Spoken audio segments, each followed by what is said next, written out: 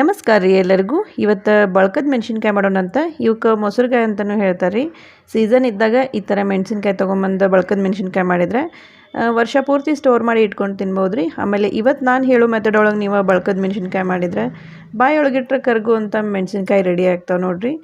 So ನಾನಿಲ್ಲೇ 2 kg ಅಷ್ಟು ಮೆಣಸಿನ್ಕಾಯಿ ತೊಗೊಂಡೇನಿ. ಇವಾಗ ಜಾಸ್ತಿ ಸ್ಪೈಸಿ ಇರೋದಿಲ್ಲ.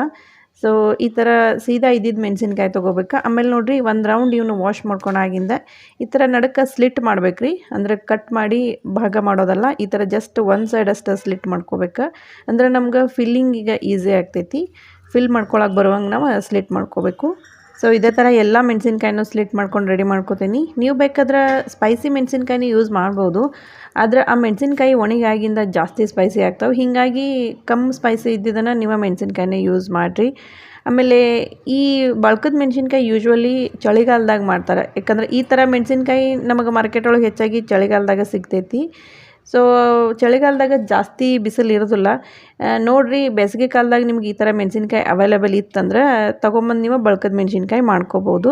ಈಗ ಇವು ಸ್ಲಿಟ್ ಮಾಡ್ಕೊಂಡಿದ್ದು ಮೆಣಸಿನ್ಕಾಯಿನ ಒಂದು ಹಾಫ್ ಆನ್ ಅವರ್ ಸೈಡ್ ಇಡ್ತೀನಿ. ಅಂದ್ರೆ ನಮಗೆ ಫಿಲ್ಲಿಂಗ್ ಮಾಡೋಕ್ಕೆ ಈಸಿ ಆಗ್ತೈತಿ. ಅಲ್ಲಿವರೆಗೂ ಒಂದು ಮಸಾಲೆ ರೆಡಿ ಮಾಡ್ಕೊಳ್ಳೋಣ ಅಂತ ನಾನು ನೆನೆಸಿದ ಸಾಬುದಾನಿ ತೊಗೊಂಡೇನಿ ರೀ. ನೆನೆಸಿ ಒಂದು ಸ್ವಲ್ಪ ಅಳ್ಳಾಗಿ ಬಿಟ್ಟಿದ್ದೆ ಸಾಬುದಾನಿ, ಅಂಥವು ತೊಗೋಬೇಕು.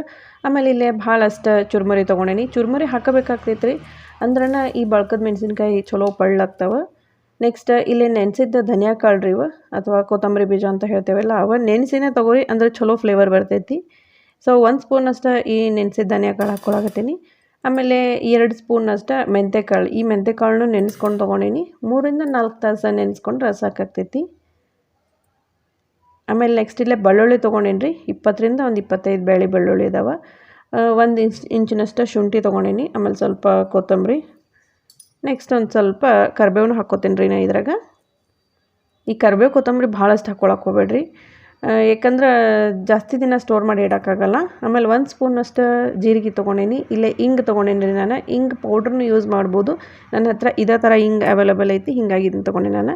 ಆಮೇಲೆ ಒಂದು ಅರ್ಧ ಸ್ಪೂನಷ್ಟು ಉಪ್ಪು. ಉಪ್ಪಿನ ಕ್ವಾಂಟಿಟಿ ಒಂದು ಸ್ವಲ್ಪ ಜಾಸ್ತಿನ ಹಾಕ್ಬೇಕು ರೀ. ಇದನ್ನೇನು ಪೂರ ಮಿಕ್ಸ್ ಮಾಡಿ ಆಗಿಂದ ಉಪ್ಪು ಟೇಸ್ಟ್ ನೋಡಿ ನಿಮಗೆ ಹೇಳ್ತೇನೆ ಹೆಂಗಿರ್ಬೇಕು ಉಪ್ಪಿಂದ ಕ್ವಾಂಟಿಟಿ ಅಂತ. ಈಗ ನೆಕ್ಸ್ಟ್ 3 ರಿಂದ 4 ಸ್ಪೂನಷ್ಟು ಮೊಸರು ಹಾಕ್ಕೊಳಕತ್ತೀನಿ ರೀ. ಇವನ್ನೆಲ್ಲ ಫಸ್ಟ್ ಹಂಗೆ ನೀವು ಮಿಕ್ಸಿ ಮಾಡ್ಕೊರಿ, ಆಮೇಲೆ ಮೊಸರು ಆ್ಯಡ್ ಮಾಡ್ಕೊರಿ. ಈಗ ಮೊಸರು ಎಷ್ಟು ಹಾಕ್ಕೋಬೇಕಂತಂದ್ರೆ ಒಟ್ಟು ನೀರು ಹಾಕ್ಕೊಳಕ್ಕೆ ಹೋಗ್ಬಾರ್ದು, ಬರೀ ಮೊಸರು ಅಷ್ಟು ಹಾಕ್ಕೊಂಡು ಈ ಥರ ತೆಳ್ಳಗೆ ಕನ್ಸಿಸ್ಟೆನ್ಸಿ ಬರೋವರೆಗೂ ನೀವು ರುಬ್ಕೋಬೇಕಾಗ್ತೈತಿ. ಆಮೇಲೆ ಮೊಸರನ್ನ ಆದಷ್ಟು ಹುಳಿ ಇದ್ದಿದ್ದನ್ನು ತೊಗೊರಿ. ಅಂದ್ರೆ 3-4 ದಿನದ ಹಿಂದಿಂದ ಏನು ಮೊಸರು ಇರ್ತೈತಲ್ಲ, ಫ್ರಿಜ್ ಒಳಗೆ ಇರ್ತೈತಿ, ಅದನ್ನು ಯೂಸ್ ಮಾಡಿರಿ. ಸೊ ನೋಡಿರಿ, ಇದನ್ನು ಮಿಕ್ಸ್ ಮಾಡಿ ಆಗಿಂದ ಒಂದು 15 ಮಿನಿಟ್ಸ್ ಇಟ್ಟು ಕೂಡಲೇ ಈ ಥರ ಇದು ಗಟ್ಟಿ ಆಗ್ತೈತಿ. ಆದಷ್ಟು ಈ ಮಿಕ್ಸರ್ನ ತೆಳ್ಳಗನ ರುಬ್ಕೋಬೇಕಾಗ್ತೈತಿ. ಸೊ ಜಾಸ್ತಿ ಗಟ್ಟಿ ಮಾಡ್ಕೊಳಕ್ಕೆ ಹೋಗ್ಬೇಡ್ರಿ. ಈ ಥರ ತೆಳ್ಳಗನ ಇದ್ದಾಗ ಏನಾಗ್ತೈತಿ, ಸ್ವಲ್ಪ ಹೊತ್ತು ಬಿಟ್ಟು ಕೂಡಲೇ ಅದರೊಳಗೆ ಮೆಂತೆಕಾಳು ಹಾಕಿರ್ತೈತಲ್ಲ, ಹೀಗಾಗಿ ಬಿಗಿತೈತದ. ಸೊ ಈ ಥರ ಗಟ್ಟಿ ಟೆಕ್ಸ್ಚರ್ ಬರ್ತೈತಿ. ಈಗ ಇದನ್ನು ಟೇಸ್ಟ್ ನೋಡಿ ಉಪ್ಪು ಜಾಸ್ತಿ ಅನ್ನಿಸ್ಬೇಕು ರೀ. ನಾವು ಇದನ್ನು ಟೇಸ್ಟ್ ನೋಡಿದ ಕೂಡಲೇ ಉಪ್ಪು ಒಂದು ಸ್ವಲ್ಪ ನಮಗೆ ಬಾಯೊಳಗೆ ಜಾಸ್ತಿ ಅನ್ನಿಸ್ಬೇಕು, ಅಲ್ಲಿವರೆಗೂ ನೀವು ಉಪ್ಪು ಹಾಕ್ಕೋಬೇಕು. ಈಗ ಇದನ್ನ ಈ ಮೆಣಸಿನ್ಕಾಯಿ ಒಳಗೆ ಫಿಲ್ ಮಾಡ್ಕೋಬೇಕು. ನೀಟಾಗಿ ಫಿಲ್ ಮಾಡ್ಕೊರಿ, ಕಡಿಮೆ ಫಿಲ್ ಮಾಡ್ಕೊಳಕ್ಕೆ ಹೋಗ್ಬೇಡ್ರಿ. ಸೊ ನೀಟಾಗಿ ಎಲ್ಲ ಕಡೆ ಭಾಳಷ್ಟು ಈ ಮೆಣಸಿನ್ಕಾಯಿ ಒಳಗೆ ಫಿಲ್ ಮಾಡ್ಕೊಂಬಿಡ್ತೀನಿ. ಈ ಪ್ರೊಸೀಜರ್ ಏನೈತಲ್ಲ, ಇದನ್ನು ನೈಟ್ ಮಾಡ್ಕೋಬೇಕು. ಅಂದರೆ ನೀವು ಬೆಳಗ್ಗೆ ಎದ್ದು ಕೂಡಲೇ ಇವ್ನು ಫಿಲ್ ಮಾಡ್ಕೊಂಡು ಇಮಿಡಿಯೇಟ್ ಬಿಸಿಲೊಳಗೆ ಒಣಗಿಸೋದು ಮಾಡೋಕ್ಕೆ ಹೋಗ್ಬೇಡ್ರಿ.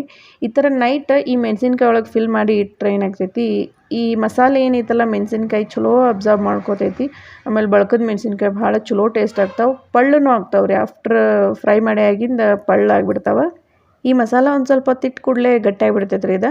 ಹಂಗೆ ಭಾಳ ಗಟ್ಟಿ ಆಗೈತಿ ಅಂತಂದ್ರೆ ಒಂದು 2-3 ಸ್ಪೂನ್ ಅಷ್ಟು ಹುಳಿ ಇದ್ದಿದ್ದು ಮೊಸರನ್ನ ಆ್ಯಡ್ ಮಾಡ್ಕೊಂಬಿಡ್ರಿ. ಅಂದ್ರೆ ಕರೆಕ್ಟ್ ಕನ್ಸಿಸ್ಟೆನ್ಸಿ ಬರ್ತೈತಿ, ನಿಮಗೆ ಫಿಲ್ ಮಾಡ್ಕೊಳಕ್ಕೂ ಈಸಿ ಅನ್ನಿಸ್ತೈತಿ.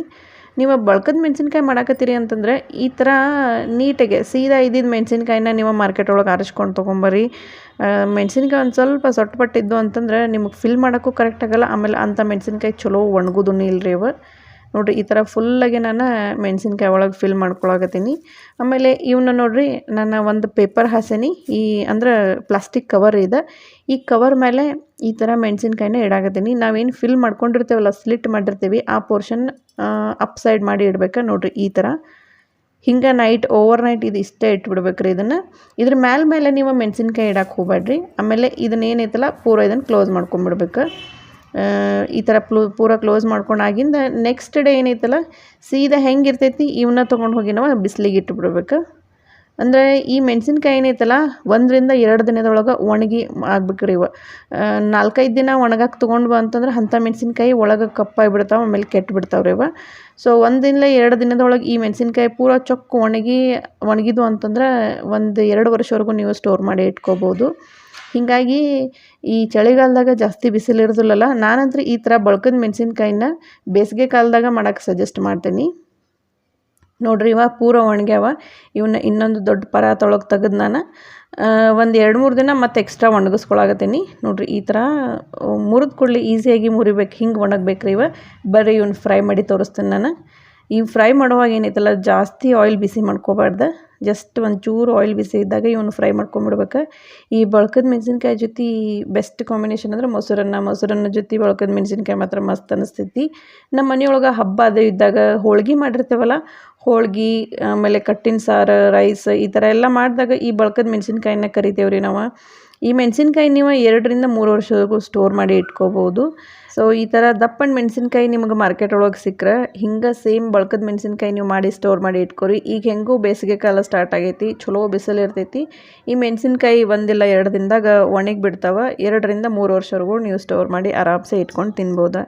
ಈ ಮೆಣಸಿನ್ಕಾಯಿ ಫ್ರೈ ಮಾಡಿ ಆಗಿಂದನೂ ಅಷ್ಟು ಮಸ್ತ್ ಆಗೈತೆ ನೋಡ್ರಿ ಇದು. ಯಾಕಂದ್ರೆ ಚಲೋ ಪಳ್ಳಾಗಿರ್ತಾವೆ, ಬಾಯೊಳಗೆ ಇಟ್ಟರೆ ಕರಗ್ತಾವೆ. ಇವತ್ತು ನಾ ಏನು ಟಿಪ್ಸ್ ಹೇಳೇನಿಲ್ಲ ಇದೇ ಥರ ಮಾಡಿರಿ, ಇದೇ ಥರ ಇಂಗ್ರೀಡಿಯೆಂಟ್ಸ್ ಯೂಸ್ ಮಾಡಿರಿ. ಚುರುಮುರಿ ಅದು ಹಾಕಿರಿ, ಸ್ಕಿಪ್ ಮಾಡೋಕ್ಕೆ ಹೋಗಬೇಡ್ರಿ. ಸೊ ಈ ರೆಸಿಪಿ ನಿಮಗೆ ಇಷ್ಟ ಆಯ್ತು ಅಂತ ಅನ್ಕೋತೀನಿ. ಇಷ್ಟ ಆದ್ರೆ ಒಂದು ಲೈಕ್ ಮಾಡಿರಿ. ಈ ರೆಸಿಪಿನ ನಿಮ್ಮ ಫ್ಯಾಮಿಲಿ ಮತ್ತು ಫ್ರೆಂಡ್ಸ್ಗೆ ಶೇರ್ ಮಾಡಿರಿ. Thank you so much. Bye.